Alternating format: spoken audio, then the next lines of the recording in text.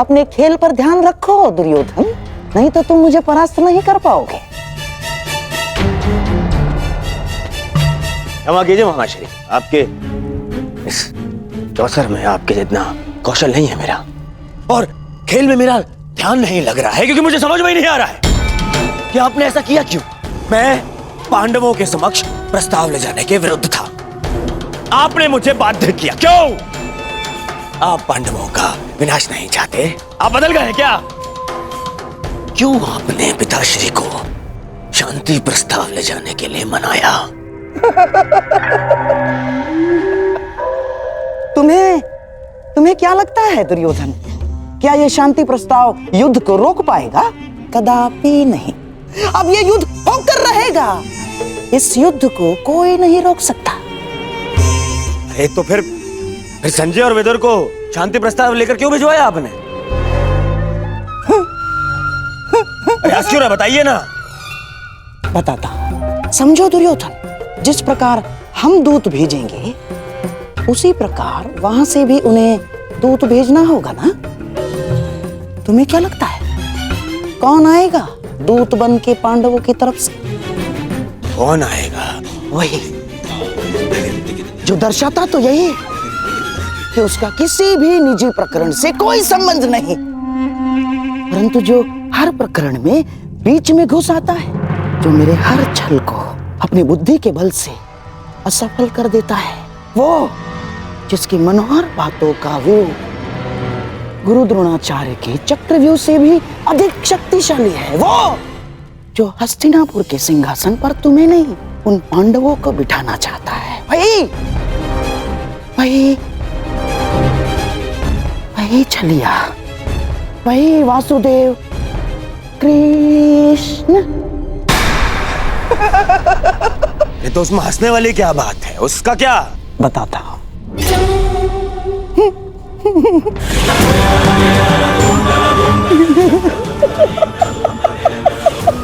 चलिए।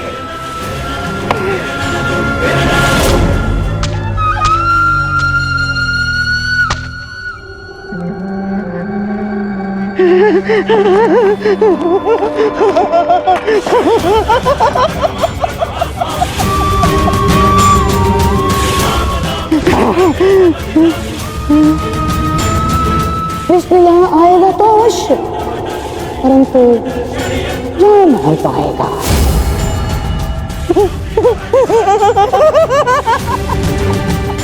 जा नहीं पाएगा।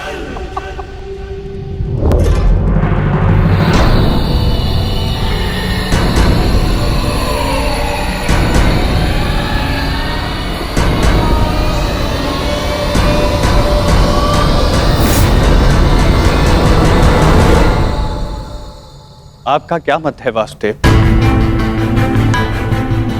मैं इस प्रकरण में सम्मिलित ही नहीं हूं संजय महोदय, इसलिए इसका निर्णय भी युधिष्ठिर और दुर्योधन पर निर्भर करता है। परंतु मेरा यह कर्तव्य है कि मैं आप लोगों के विचारों को जानूं, क्योंकि शांति प्रस्ताव के लिए आप सबके समक्ष मुझे भेजा गया है, और मैं ये आशा करता हूं कि धर्मराज भी शांतिपूर्वक इस प्रस्ताव पर विचार करेंगे। वो तो इस पर निर्भर करता है कि आपके युवराज का क्या विचार है। मैं केवल महाराज धृतराष्ट्र का संदेश लेकर आया हूं वासुदेव। युवराज दुर्योधन के विचार मैं नहीं जानता, क्योंकि मेरे पास दिव्य दृष्टि नहीं है। किसे ज्ञात संजय महोदय, किसी दिन आपको दिव्य दृष्टि मिल जाए और आप वो देख पाए जो सबके लिए संभव ना हो।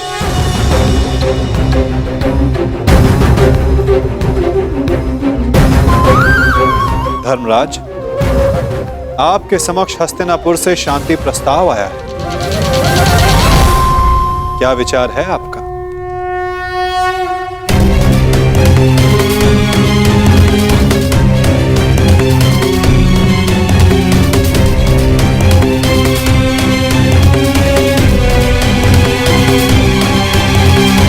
यदि हस्तिनापुर शांति चाहता है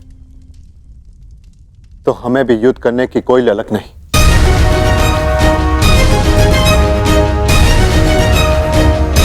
जब पितामह ने पहल की तो उनके निर्णय का मैं सम्मान करूंगा, परंतु ये युद्ध केवल मेरा नहीं, मेरे अनुजों का भी है और पांचाली का भी। इसलिए उनका मत जानना भी अत्यंत आवश्यक है। हमें ज्ञात है कि अवश्य ही तुम सबके हित की सोचोगे युधिष्ठिर, इसलिए हम सबको सबसे अधिक आशा तुमसे ही है। मुझे विश्वास है प्रतिकार और प्रतिघात के स्थान पर तुम शांति को महत्व दोगे। जहां तक शेष पांडवों का प्रश्न है, मुझे विश्वास है कि ये सब तुम्हारे निर्णय का सम्मान करेंगे।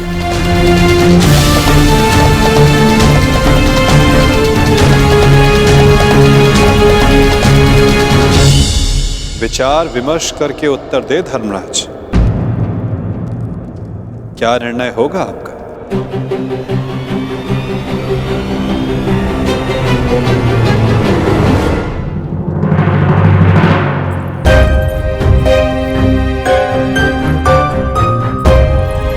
वृषसेन, अरे लक्ष्मणा, कैसी हो? मैं ठीक हूँ, परंतु तुम्हें यहाँ देख के आश्चर्य हुआ। तुम यहाँ कैसे? वो मैं शाम से मिलने आया था। हाँ, परंतु कुमार शाम से पहले मैं तुमसे मिलना चाहती थी। परंतु क्यों? क्योंकि अब केवल तुम ही अपने मित्र को इतनी बड़ी भूल करने से रोक सकते हो। सांब युद्ध में न केवल अपने पिता के विरुद्ध खड़े हो रहे हैं, अपितु वो स्वयं हस्तिनापुर की ओर से नारायणी सेना का नेतृत्व कर रहे हैं। परंतु अभी भी कुछ नहीं बिगड़ा है वृषसेन। सांब तुम्हारा मित्र है, उसे समझाओ, वो तुम्हारी बात कभी नहीं टालेगा। क्षमा चाहता हूँ लक्ष्मणा। देखो, मैंने सदैव मित्र बनकर तुम्हारी सहायता की है, तुम्हारा पक्ष लिया है, परंतु आज मैं शाम का पक्ष लूंगा। वृषसेन? हाँ लक्ष्मण, मैं ये बहुत पहले ही निर्णय ले चुका हूं कि शाम जिस भी पक्ष में होगा, मैं सदैव उसी का साथ दूंगा।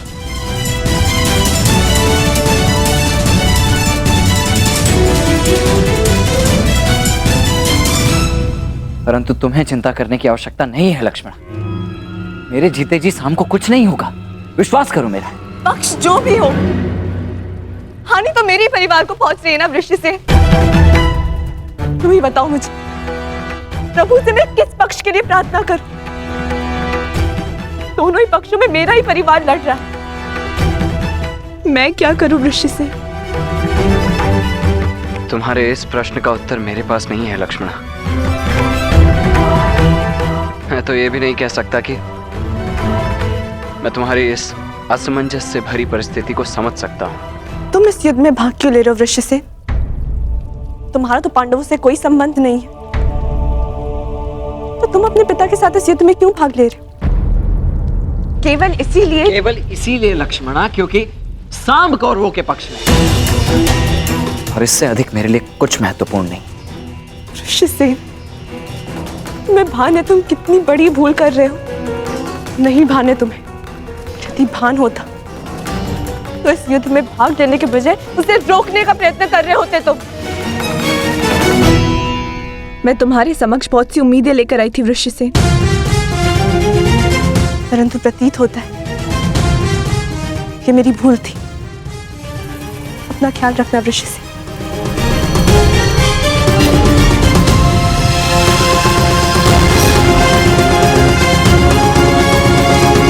अब मैं तो क्या, कोई भी इस युद्ध को होने से रोक नहीं सकता है लक्ष्मणा। तुम्हारा अपमान मुझे स्मरण है पांचाली, परंतु इस महायुद्ध में केवल महाविनाश होगा। दोषियों को दंड अवश्य मिलेगा, परंतु सहस्त्रों लाखों निर्दोषों के प्राण भी जाएंगे। न जाने कितने परिवार बिखर जाएंगे पांचाली, कितने परिवार। और न्याय का क्या धर्मराज? ये युद्ध न्याय का है, और आपकी ली हुई प्रतिज्ञा का क्या? अरे भीम, मैं कुछ नहीं भूला हूं पांचाली, ना ही तुम्हारे अपमान को, ना ही मेरी प्रतिज्ञा को। और जहां तक बात है इस शांति प्रस्ताव की, तो मैं इससे बिल्कुल सहमत नहीं हूं। परंतु पांचाली, हम सब तुम्हारा मत जानना चाहते हैं, क्योंकि यह प्रस्ताव स्वयं पितामह और महाराज के द्वारा भेजा गया है और इसे ऐसे ही ठुकराया भी नहीं जा सकता। आप भूल रहे हैं वृकोदर, उस सभा में श्रद्धेय पितामह और महाराज धृतराष्ट्र भी उपस्थित थे और वो भी मेरा अपमान होने से नहीं रोक पाए थे। मुझे लगा था कि वनवास पूर्ण होने के पश्चात हम सबके जीवन का एक ही उद्देश्य है, कौरवों का विनाश।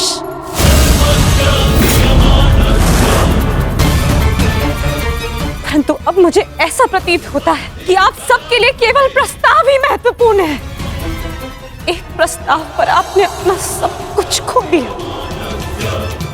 और आज एक दूसरे प्रस्ताव में आप सब कुछ भुला दिया जो हमने खोया था। क्या एक शांति प्रस्ताव कौरवों के दिए गए वर्षों पुराने घावों को भर सकता है? आप सबके दिए गए वचनों को भुला सकता है? यज्ञ सिंह, यदि तुम चाहो तो इस संधि को ठुकरा सकती हो। तुम्हें इसका पूर्ण अधिकार है, परंतु इसके पहले कोई भी निर्णय लेने से पूर्व मैं सखा वासुदेव से वार्तालाप करना चाहती हूँ।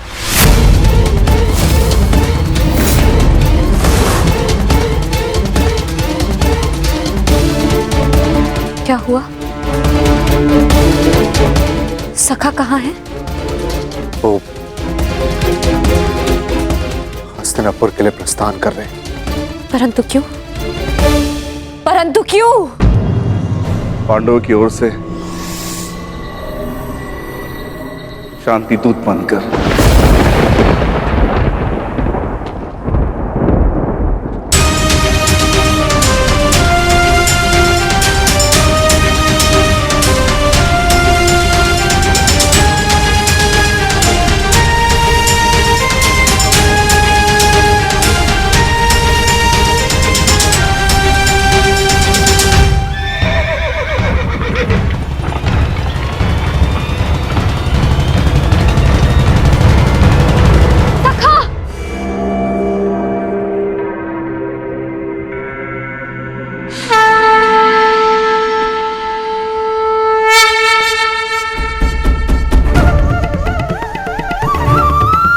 क्रोधित हो अपने सखा से?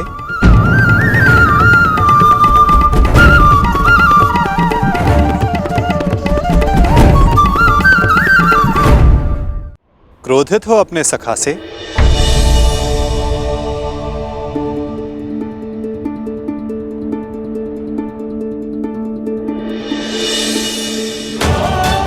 मुझे लगा प्रस्थान कर गए। भला अपनी सखी से मिले बिना मैं प्रस्थान करने की सोच भी कैसे सकता हूं? जानता हूं तुम्हारे मन में बहुत प्रश्न हैं, तुम्हें व्याकुल कर रहे हैं। जो कुछ भी तुम्हारे हृदय में है कह सकते हो। मैं वचन देता हूं तुम्हारे हर प्रश्न का उत्तर देगा ये सखा। ठीक है, तो बताइए कहां जा रहे थे आप? हस्तिनापुर, पांडवों के शांति दूत बनकर? अपनी सखी का अपमान भूल गए आप सखा? अपमान करने वालों के समक्ष संधि का प्रस्ताव लेकर जा रहे हैं आप? मुझे आपसे ये आशा नहीं थी सखा। आप उन दोषियों से गले मिलने को तत्पर हो गए जिन्होंने मेरे... क्या यही आपका न्याय है सखा कि आप मेरा मत जाने बिना ही जा रहे थे?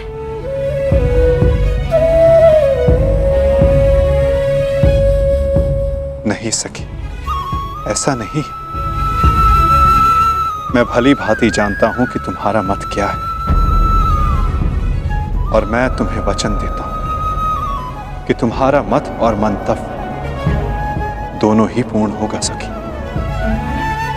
और इसीलिए मैं हस्तिनापुर जा रहा हूं। जो कह रहे हैं मुझे समझ नहीं आ रहा है सखा। मैं शांति दूत बनकर इसलिए जा रहा हूं सखी क्योंकि पहले संदेश हस्तिनापुर से आया है, परंतु अभी शांति प्रस्ताव स्वीकार नहीं हुआ है। मैं इसलिए जा रहा हूं ताकि कोई ये ना कह सके कि शांति प्रस्ताव होते हुए भी पांडवों ने आक्रमण किया, या फिर शांति प्रस्ताव का उत्तर नहीं दिया। मैं आपके इस उत्तर से संतुष्ट नहीं हो सका।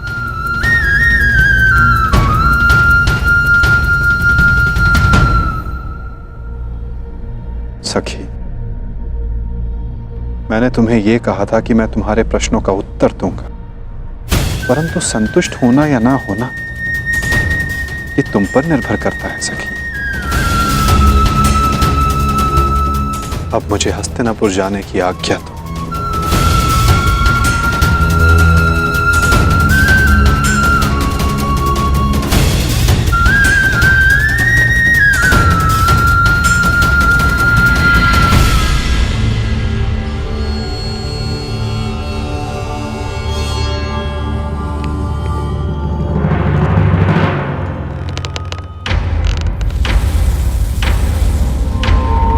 तुम कहाँ थे पुत्र? द्वारका। परंतु क्यों? मैं पहले ही बता चुका हूं कि मैं इस युद्ध में भाग ले रहा हूं, और उसी पक्ष से लड़ने वाला हूं जिस पक्ष से मेरा मित्र साम लड़ने वाला है। साम युवराज दुर्योधन के पक्ष में है, और इसीलिए मैं भी वही हूं। मौन क्यों है? समझाइए, इसे रोकिए।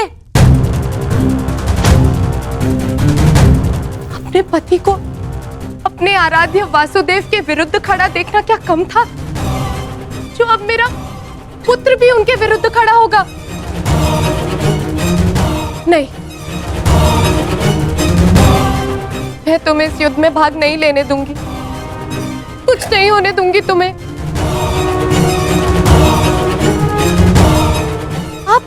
इसे रोकिए, समझाइए। श्री कृष्ण के विरुद्ध युद्ध में खड़े होने का अर्थ है केवल सर्वनाश, और ये अपने पिता की आज्ञा के विरुद्ध जाकर इस युद्ध में भाग नहीं ले सकता है।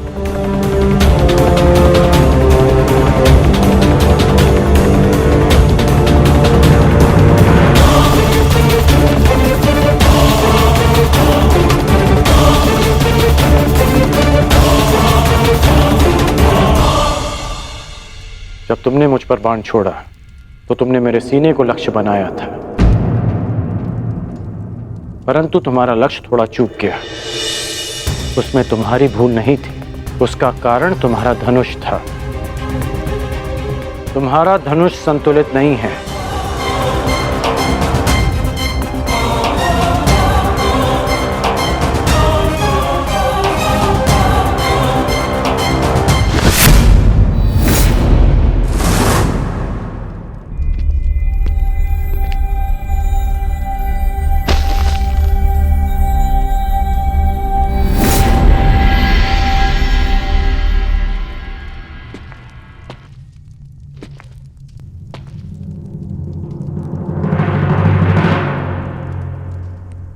ये बिल्कुल संतुलित धनुष है, जिसे मैंने अपने हाथों से बनाया है, जो तुम्हें इसी का प्रयोग करना है।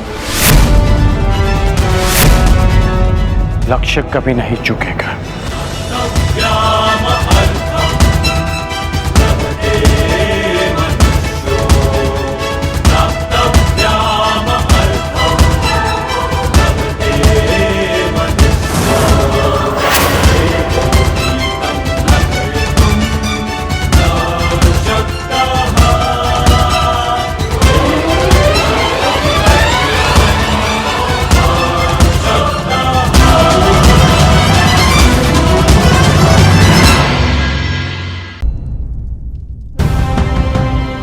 मैं हस्तिनापुर की ओर प्रस्थान कर रहा हूं। मेरे वापस लौटते ही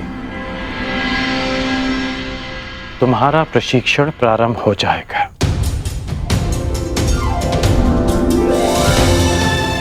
कदाचित हमारी सोच में मतभेद हो,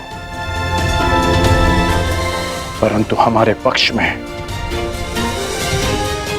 कोई मतभेद नहीं। हैं कि वासुदेव शांति दूत बनकर हस्तिनापुर आ रहे हैं, तो हो सकता है कि ये युद्ध टल जाए। नहीं, युद्ध होना निश्चित है। हाँ, वासुदेव स्वयं आ रहे हैं तो अवश्य कोई बात होगी।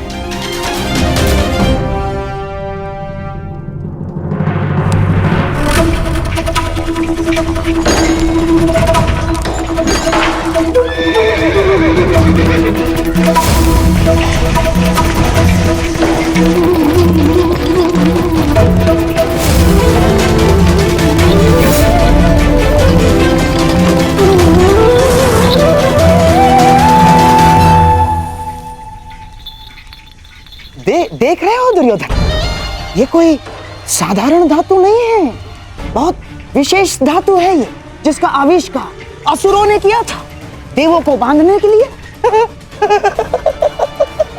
इससे सक्षम और कठोर कुछ हो ही नहीं सकता उस छलिए को बांधने के लिए। अब उसके आते ही इसी से उसे बंदी बना लेंगे।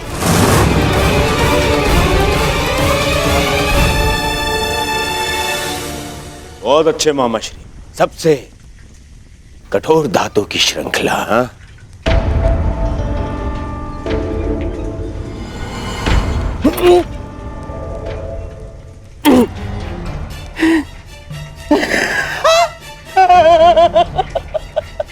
देखो, मैंने कहा था ना तुमसे। परंतु मैं ये देखना चाहता हूं कि ये कितनी कठोर है। तो कर लो प्रयास। दासों, मामा श्री को इसमें बांध दो। ये क्या कह रहे हो तुम?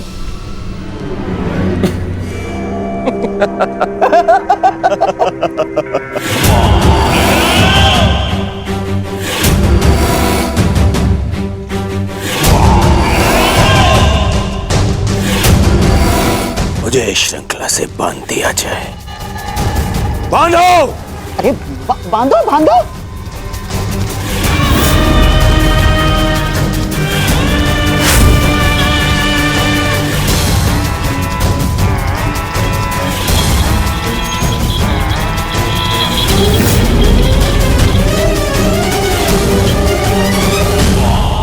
अब देखते हैं ये श्रृंखला कितनी सक्षम है।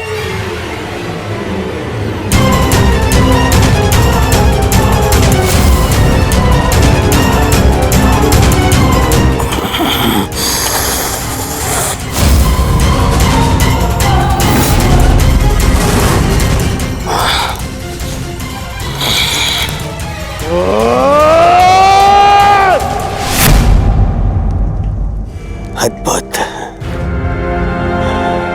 निसंदेह ये अद्भुत है। अब हुआ पूर्ण प्रबंध उस वासुदेव के स्वागत का।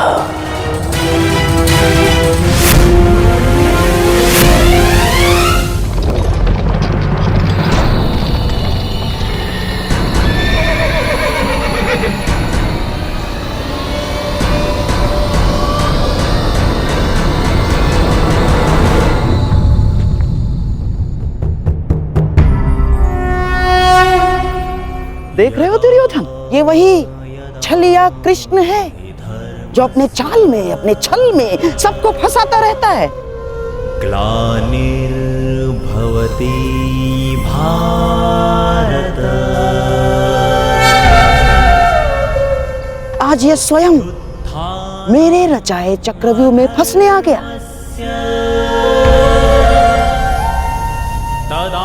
इसे ज्ञात नहीं है कि आज ये इस प्रासाद से बाहर निकल ही नहीं पाएगा।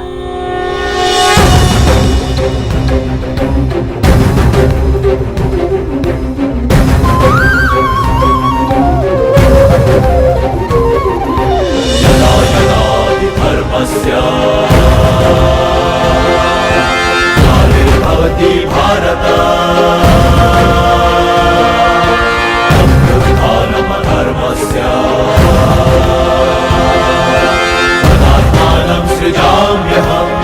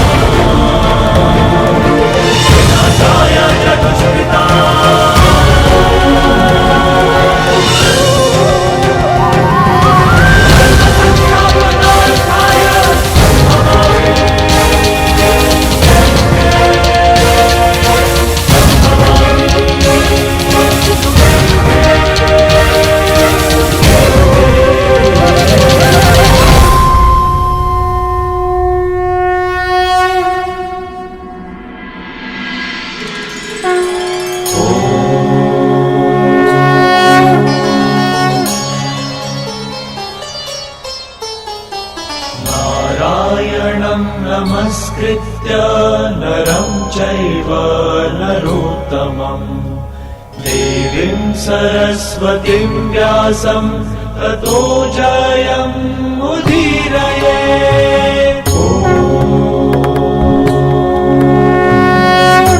प्रणिपात हस्तिनापुर नरेश। कल्याण हो वासुदेव। प्रणिपात गंगापुत्र। कल्याण हो वासुदेव।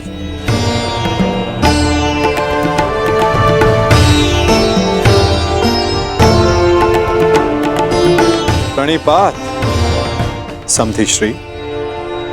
स्वास्थ्य। प्रणिपात गांधार नरेश। प्रणिपात मुरली मनोहर, आपका स्वागत है हस्तिनापुर में। प्रणिपात वासुदेव, मैं समस्त हस्तिनापुर की ओर से आपका आभारी हूं कि आपने शांति प्रस्ताव को एक अवसर दिया और हस्तिनापुर आए। अवसर तो धर्मराज ने दिया है महात्मा विदुर, अपने बड़ों के प्रस्ताव को आदर देकर।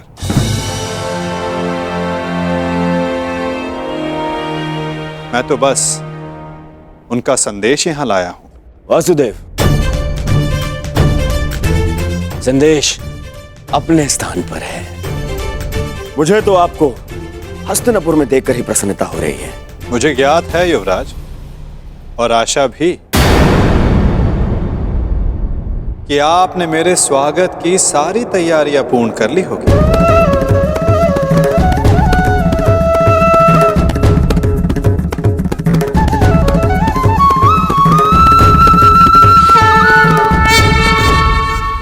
कि आपने मेरे स्वागत की सारी तैयारियां पूर्ण कर ली होगी।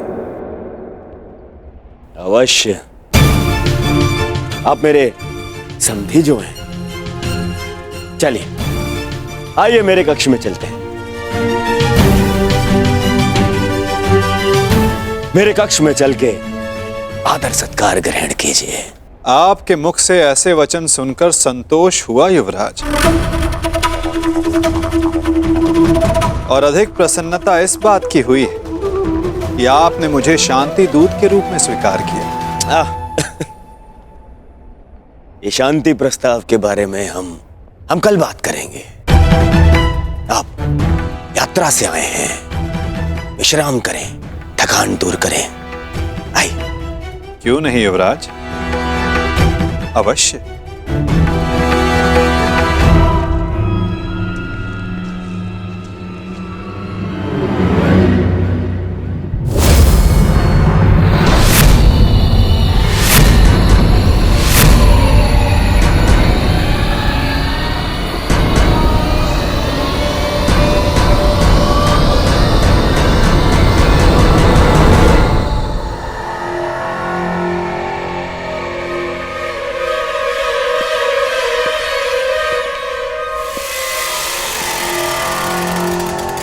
क्या हुआ वासुदेव, आप ठहर क्यों गए?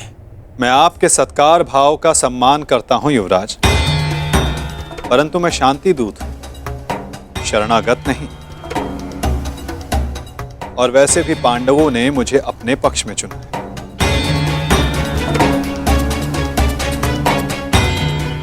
और नीति अनुसार एक दूत आतिथ्य तब तक ग्रहण नहीं कर सकता जब तक उसका कार्य पूर्ण ना हो जाए।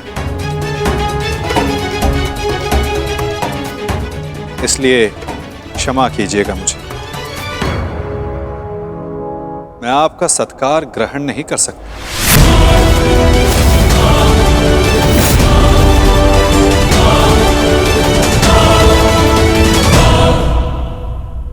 परंतु फिर आप कहां ठहरेंगे? आप उसकी चिंता ना करें युवराज, मेरे पास अपनी व्यवस्थाएं हैं। आइए भी ना वासुदेव, आप हमारे यहाँ पधारे, हम धन्य हुए। हमारे यहाँ आकर हमें कृतार्थ करें। हमने आपकी ऐसी व्यवस्था की है, ऐसी व्यवस्था की है वासुदेव कि आप हस्तिनापुर छोड़कर कहीं जाएंगे ही नहीं। ऐसा कुछ नहीं जो सदा रहे, और ऐसा कुछ नहीं जो सदा ना रहे। तो फिर मेरे यहां होने ना होने का क्या अर्थ रह जाता है गांधार नरेश?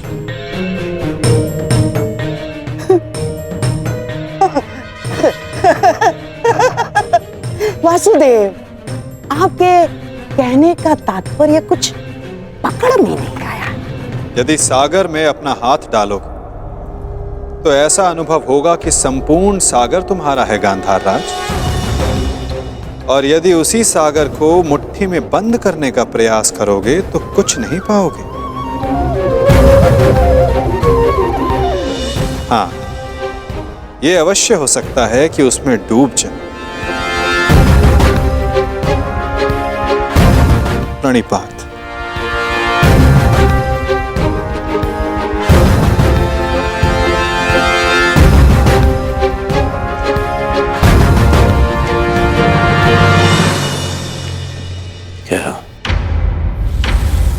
क्या चल क्या रहा है इस छलिए के मन में? कहीं से हमारी योजना का भान तो नहीं हो गया? शांत रहो दुर्योधन, शांत रहो। आज नहीं आया तो क्या हुआ? कल तो इसे सभा में आना ही होगा, और ये आएगा। क्यों? शांति दूत है, इसे अवश्य आना होगा। और फिर हमारी योजना सफल। वासुदेव, आपका आतिथ्य बनने का सौभाग्य मिला, मेरे लिए सम्मान की बात है। आशा करता हूं ज्येष्ठ पांडु पुत्रों की ओर से कोई सकारात्मक संदेश लाए होंगे।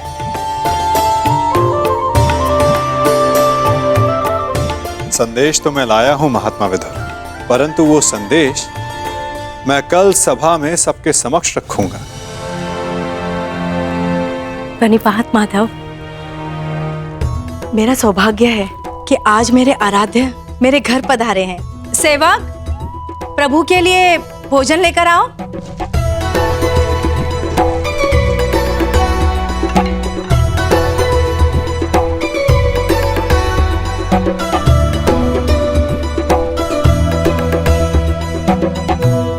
भोग लगाइए प्रभु।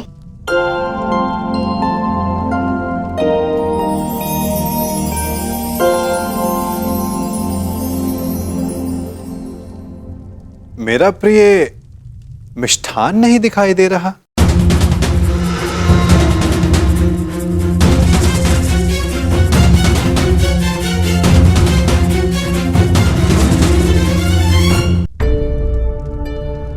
जानती हूँ आपको मिष्ठान बहुत प्रिय है वासुदेव, परंतु जब से कुलवधू का राजसभा में अपमान हुआ, हमने मिष्ठान त्याग दिया। हाँ वासुदेव, उसी दिन कुरुकुल के पतन का प्रारब्ध लिखा जा चुका था। जिसके कुल का नाश हो रहा हो वो विलाप करता, मिष्ठान कैसे खा सकता है? उसी दिन से हम ये साधारण भोजन ग्रहण करते हैं। ये विनाश एक नए आर्यव्रत को जन्म देगा महात्मा। जब अन्याय से न्याय के त्राण के लिए रणभेरी बजे तो वो अवसर शुभ ही होता है, और शुभ अवसर पर मिष्ठान आवश्यक है। और मैं यहां भोजन पर निमंत्रित हूं। अपना प्रिय मिष्ठान खाए बिना यहां से जाने वाला नहीं मैं।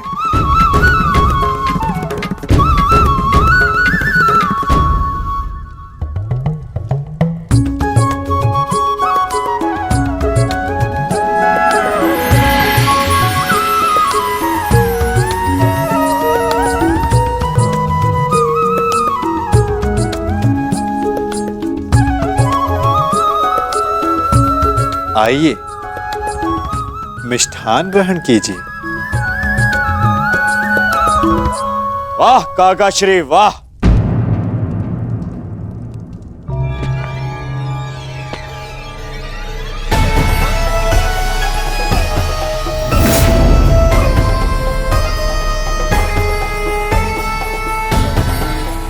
छप्पन भोग का आनंद लिया जा रहा है।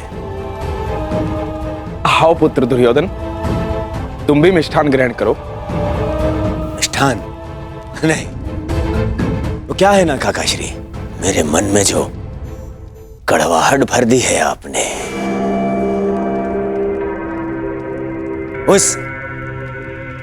इस मिष्ठान की मिठास से मिट नहीं सकती है।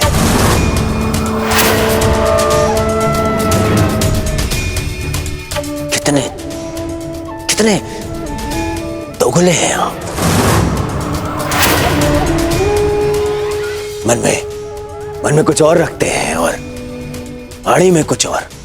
तुम क्या कह रहे हो? मैं समझ नहीं पा रहा हूं। परंतु मुझे समझ में आ रहा है। मैं समझ गया हूं कि आप इतने वर्षों से क्या करना चाहते हैं। आप मुझे नीचा दिखाना चाहते हैं।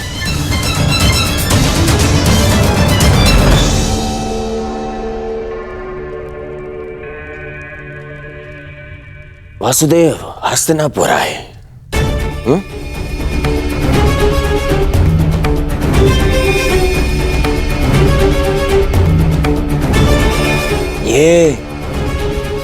ये मेरे संबंधी हैं।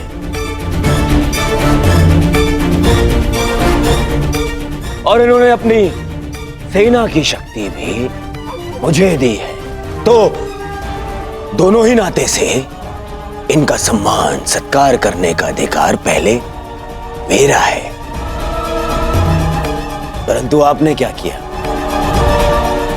आप उन्हें यहां ले आए ताकि आप अपने स्वार्थ और षड्यंत्र को पूर्ण कर सके। परंतु वासुदेव को निमंत्रित करने में मेरा क्या स्वार्थ है दुर्योधन? अरे स्वार्थ है काका श्री।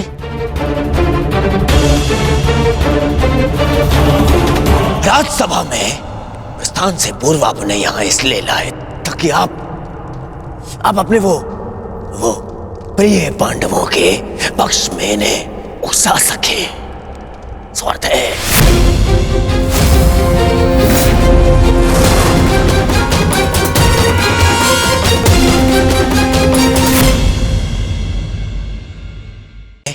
प्रस्थान से पूर्व आपने यहां इसलिए लाए ताकि आप अपने वो प्रिय पांडवों के पक्ष में इन्हें उकसा सके। शांत रहो दुर्योधन। हस्तिनापुर के महामंत्री है ये, और एक महामंत्री के समक्ष तुम इस भांति बात नहीं कर सकते। मूर्खता मत करो। नहीं मामा श्री, नहीं, आज मुझे बोलने दीजिए। इन्होंने आज तक केवल पांडवों का साथ दिया और मेरा विरोध किया। दुर्योधन, अपनी वाणी पर संयम रखो। ये मत भूलो कि महात्मा विदुर ना केवल तुम्हारे महामंत्री हैं, परंतु तुम्हारे काका श्री भी हैं। काकाजी नहीं होते तो मेरा समर्थन करते, उन पांडवों का नहीं।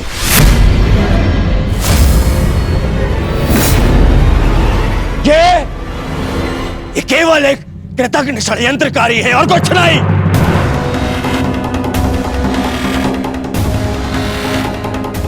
इन्होंने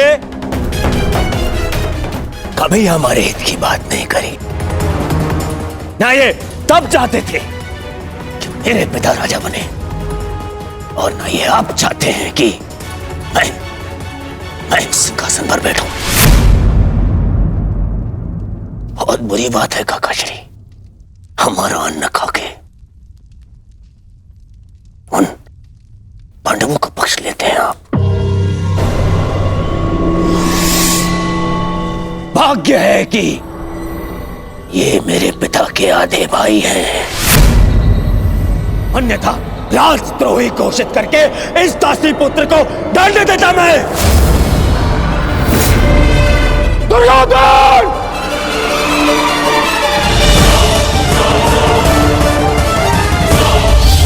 सावधान!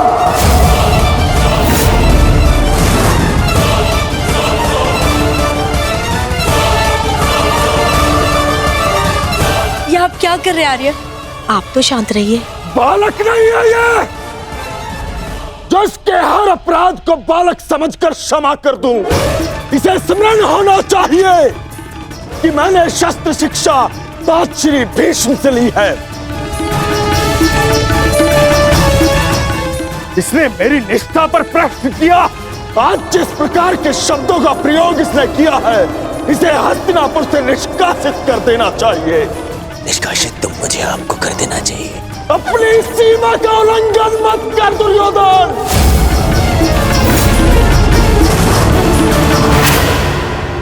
अपने शब्दों की रास को थाम कर रखो दुर्योधन।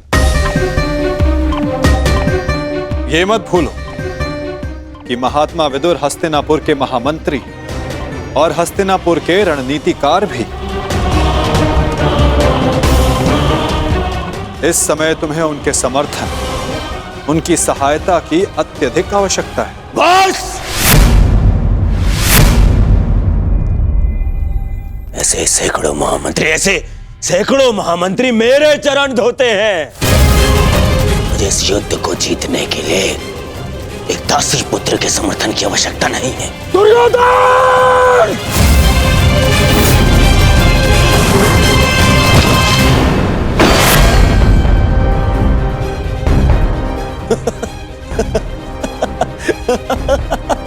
टूटिया,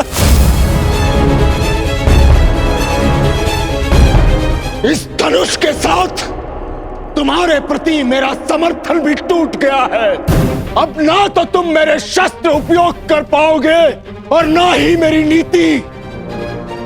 मैं स्वयं अपनी बुद्धि और शक्ति को इस युद्ध से अलग करता हूं।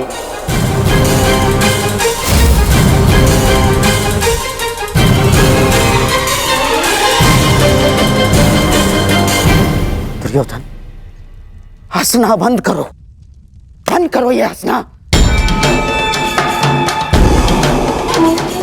धर्मात्मा, देखिए, क्षमा कर दीजिए इसे।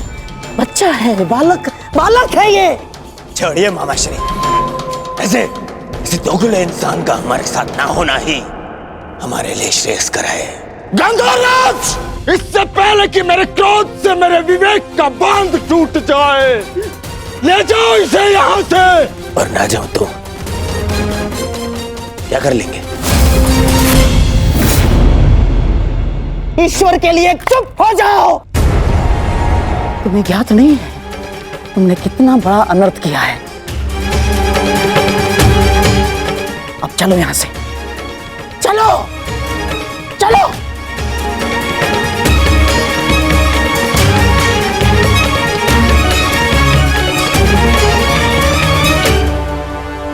धनुष ना टूटता तो मेरा बाण छूट जाता। मेरे भ्राता धृतराष्ट्र को पुत्र हानि होती। मैं आज भी यही कामना करता हूं कि यदि ये युद्ध हो तो मेरे भ्राता धृतराष्ट्र के पुत्र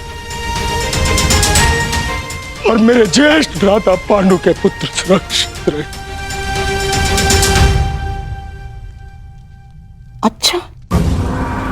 अच्छा खेल खेला आपने वासुदेव। मेरी बुद्धि तो ये सोच सोच कर कुंड हो रही थी कि आपने दुर्योधन का आतिथ्य ठुकरा कर यहाँ भोजन करना क्यों स्वीकार किया? क्या योजना थी आपकी इसके पीछे? मिल गया मुझे उसका उत्तर। गांधार राज, मैं यहां आया, ये मेरा चुनाव था। दुर्योधन ने जो व्यवहार यहां किया वो उसका चुनाव था, और अब महात्मा विदुर इस युद्ध से अलग हुए हैं तो ये इनका चुनाव है। अपना चुनाव करने का अधिकार हर मनुष्य को है गांधार राज, और उस चयन का प्रतिफल चुका उसकी विवशता।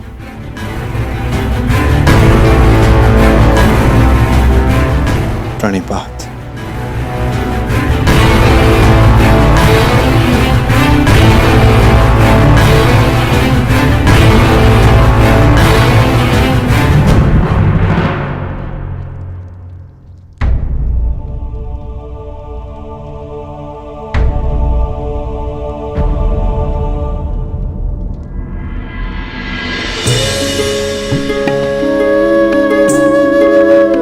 कान्हा, तुम यहाँ?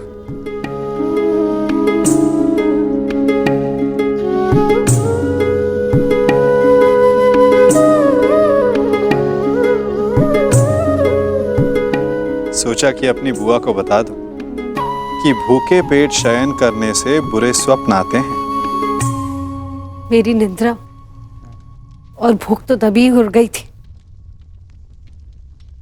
जब युद्ध की घोषणा हुई थी। कृष्ण,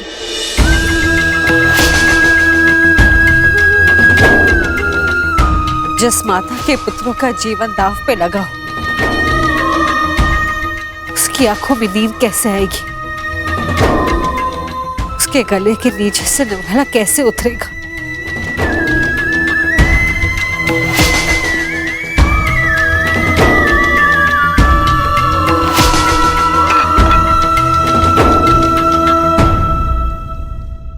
बुआ, बैठो।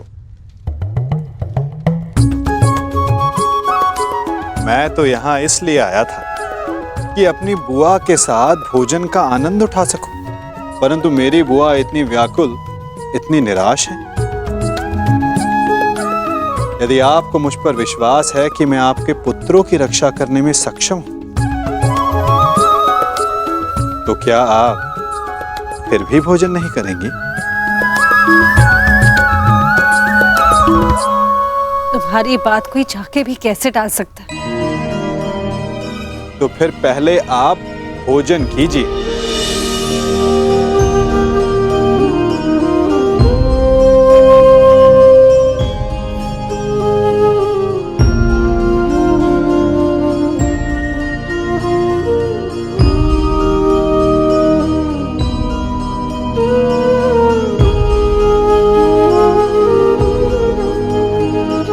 यदि मेरे पुत्र यहाँ थे तो वो भी मुझे ऐसे ही भोजन करवाते।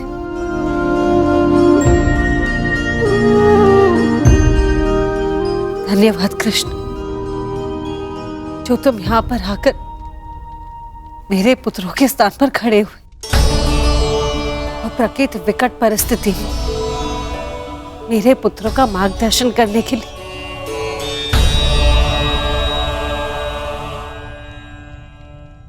इसमें कोई संदेह नहीं बुआ कि परिस्थिति बहुत विकट है, परंतु जो इस बात को समझ सकता है उसे इस परिस्थिति को टालने के, इस युद्ध को रोकने के लिए प्रयत्न करना चाहिए। मैं भी कर रहा हूं, आप भी कीजिए।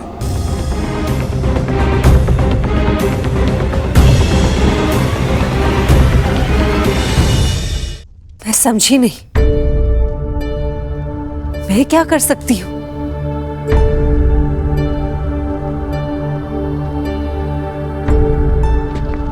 आपको स्मरण है बुआ, जब मैं यहां विभाजन के समय आया था तो मैंने आपको एक कार्य करने से रोका था। अभी उचित समय नहीं है बुआ, सत्य सम्मुख आएगा बुआ, परंतु उचित समय उचित स्थान पर। तो तुम ये कहना चाह रहे हो कि मैं उसे... बुआ, कुछ करने को कहने वाला मैं कौन होता हूं? मैं तो बस इस परिस्थिति की गंभीरता को देख रहा हूं। शांति दूत बनकर आया हूं। प्रयास करूंगा कि इस युद्ध को रोक सकूं, परंतु प्रतीत ये होता है कि इस युद्ध को टाला नहीं जा सकता।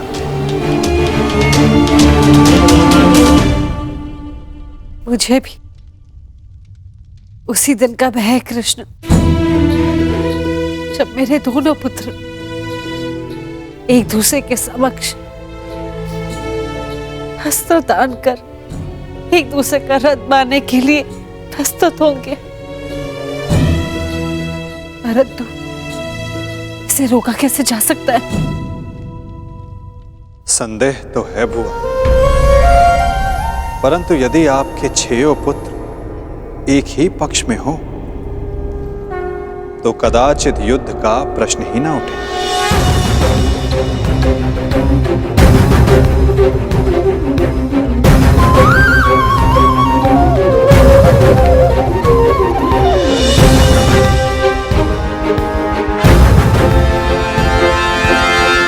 मैं वो करने जा रहा हूं जो मेरा कर्तव्य है।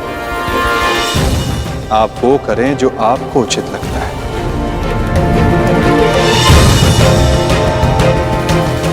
आज्ञा दें। प्रणिपात।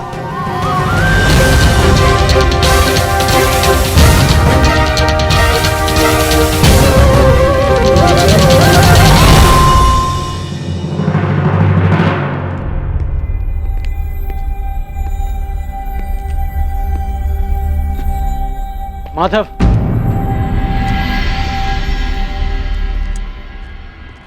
मित्र,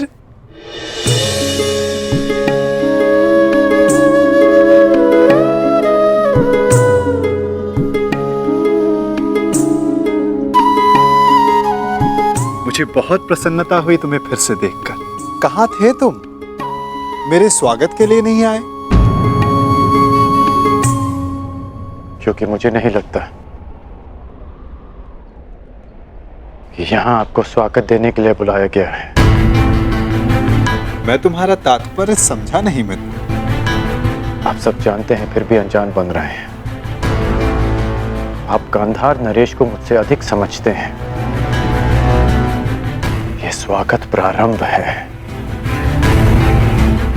इसके बाद अपमान होगा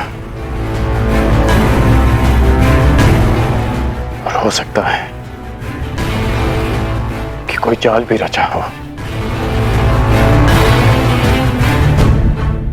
यदि जाल होगा तो मुझे पूर्ण विश्वास है कि मेरा धनुर्धारी मित्र उस जाल को अपने बाणों से काट देगा।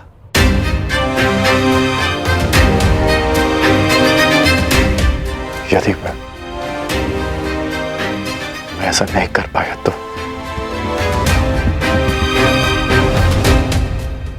तो मैं स्वयं उसका त्राण करूंगा मित्र।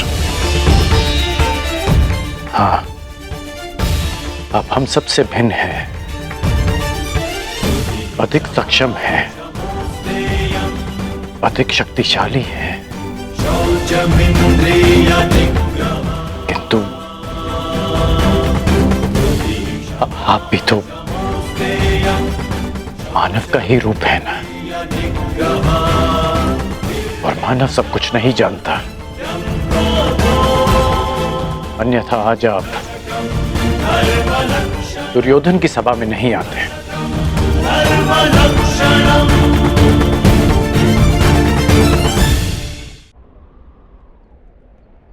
तुमने सत्य कहा मित्र। मानव सब कुछ कहाँ जानता है? जैसे कि तुम। यदि तुम भी सब कुछ जानते होते तो दुर्योधन की ओर नहीं होते मित्र।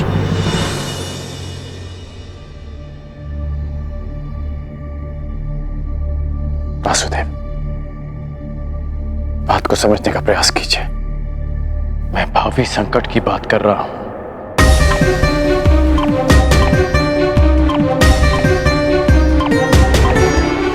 आगे मत बढ़िए,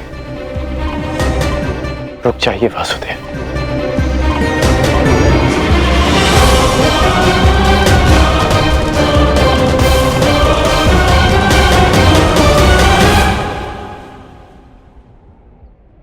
मित्र, तुम चिंता ना करो।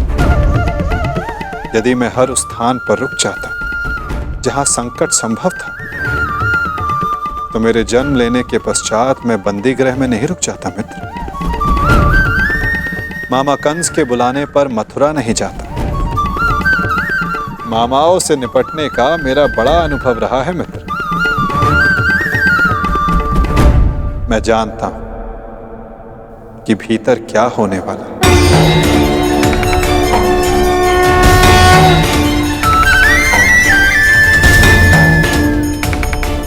फिर भी आप जा रहे हैं?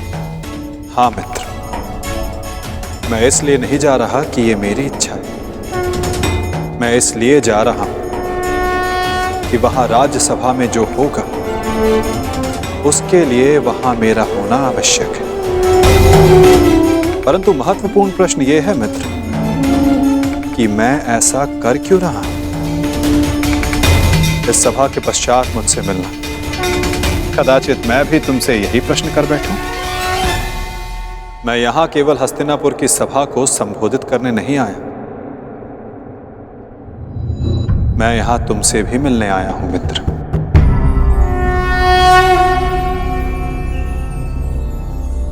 तुम सदा मुझसे यही प्रश्न करते आए हो कि मैं इस पक्ष में क्यों, मेरा मत क्या है।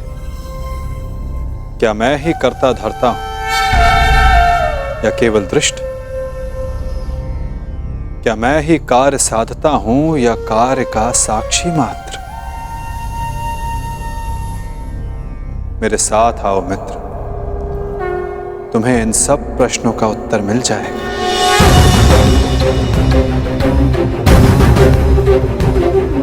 मैं इस सृष्टि का साक्षी, आज तुम मेरे साक्षी बनो मित्र।